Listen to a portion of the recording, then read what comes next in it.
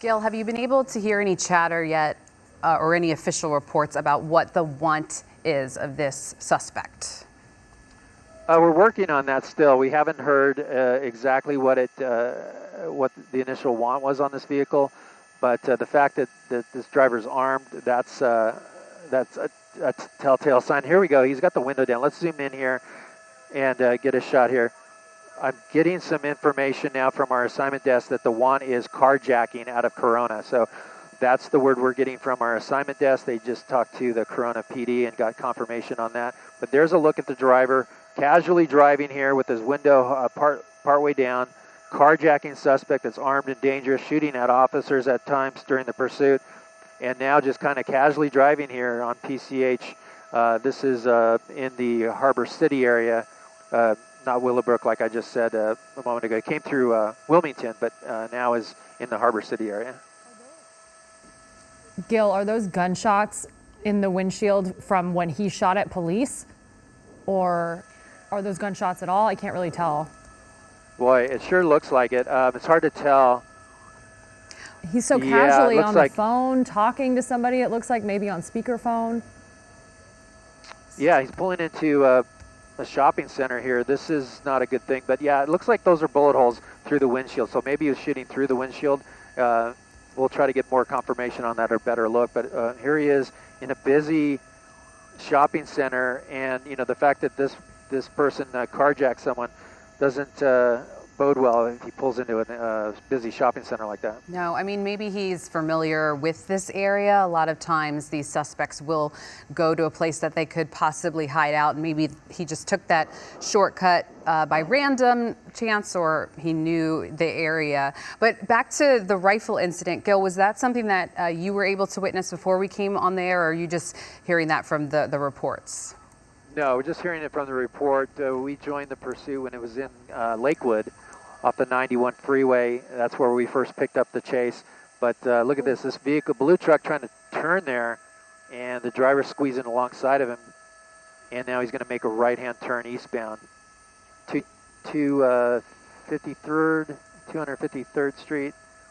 And you see the airship overhead. I believe that's Ontario PD's airship, if I'm not mistaken. But here he is in this neighborhood. He's turned into neighborhoods before. We saw him do that in Lakewood, and now he's going to continue on at a high rate of speed for that street. So if you live in this area, you want to stay inside right now as this pursuit comes through your neighborhood. Here's going to make a sweeping left turn around that red truck or vehicle there, and looked like he was going to take a curb there, and he still might. Let's see. Whenever these chases happen in the daytime, sometimes an advantage that the drivers can see the vehicle approaching, but when it's at night, it's often easier if you see a helicopter overhead shining the spotlight, or if you see the flashing of police lights. So many people on the roads here are just blindsided by what's happening. Oh, no doubt. He's circling this neighborhood, so that could be an indication that he's familiar with this area. Just got confirmation there as we zoomed in. It looked like those were at least one bullet hole, if not two or three in that windshield. So wow. There you have it. It looks like no other bullet holes through any windows on the truck itself. So it looks like maybe he was shooting out the front. And Gil, this driver has been reckless. He's been going 125.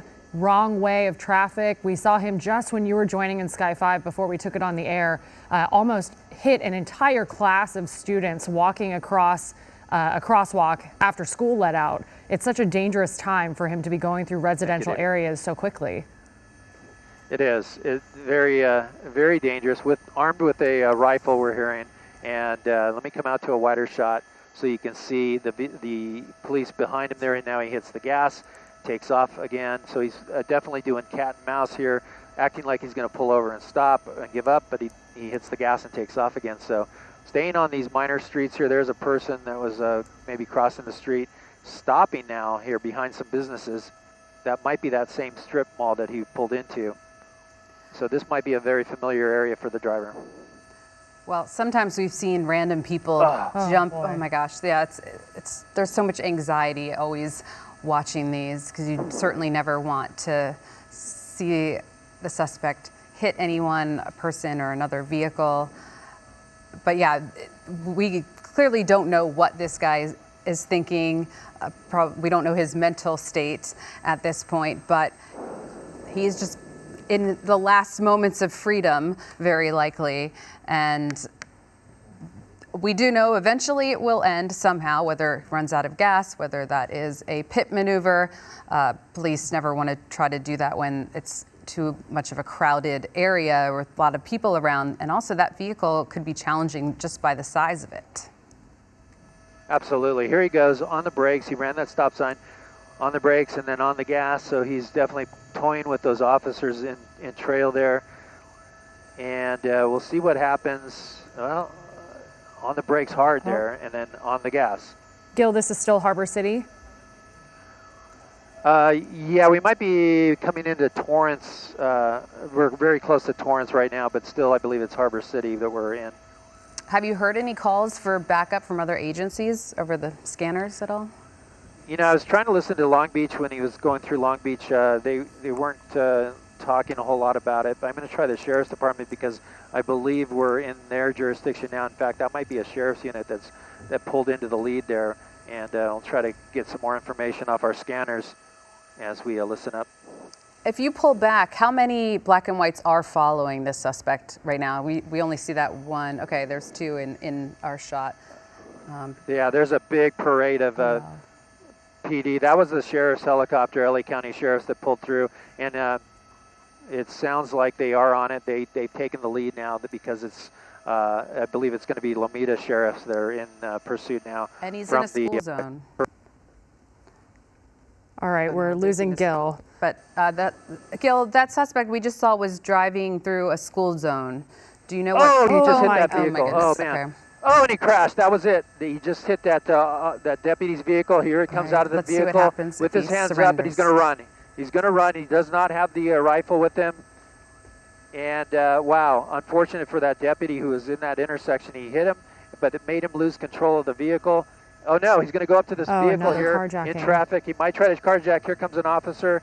We get behind the tree, and he's going to go up the sidewalk. It looks like they're going to have him here in just a second. Boom, there he goes. They bring him down, and that's going to be it. They tackled him, and they're going to take him into custody here. Wow, what a dramatic end to this pursuit. And trying to carjack one of those vehicles that are in traffic there. But wow, an officer making the tackle on the suspect who came out of the truck running first with his hands up and then taking off down the street. So they are working to get that driver in custody. And thankfully, this pursuit has come to an end, a very dangerous situation from Corona all the way here to the Western Avenue and 252nd Street. For a second there, I thought he was going to give up peacefully, but certainly glad that this is over for all of the people in that area. And you noticed a pedestrian or somebody was just walking by, I think in a bright red or orange shirt, and quickly saw police running at this suspect with their guns drawn, and he took off the other way. Smart to do that. And it looks like, Courtney, you said he walked out, his hands were kind of up, and then he took off. Maybe he was going to try and carjack another person, but it looks like they got to him. And he will be going away for a while for shooting at police racked officers. up a lot of violations along the way and caused some havoc for people. I'm sure there were a lot of fearful people on the road, for sure. Gil, thanks for tracking that for us. You got it. Thank you. For those who are just joining us, this is the end of a pursuit that started in Corona, and this driver reportedly shot at police with a rifle. He came up on a school as it was letting out. He was going 125 miles per hour at some points, going the wrong way of traffic, getting on and off freeways from Corona to Anaheim to Lakewood to Long Beach, eventually ending up here in Harbor City at Western and 252nd, 253rd. Looks like no one else was hurt except for maybe that officer he hit when that car crashed. And hopefully they'll take him into custody. And I mean, if you're shooting at officers with a rifle, you're facing some serious time.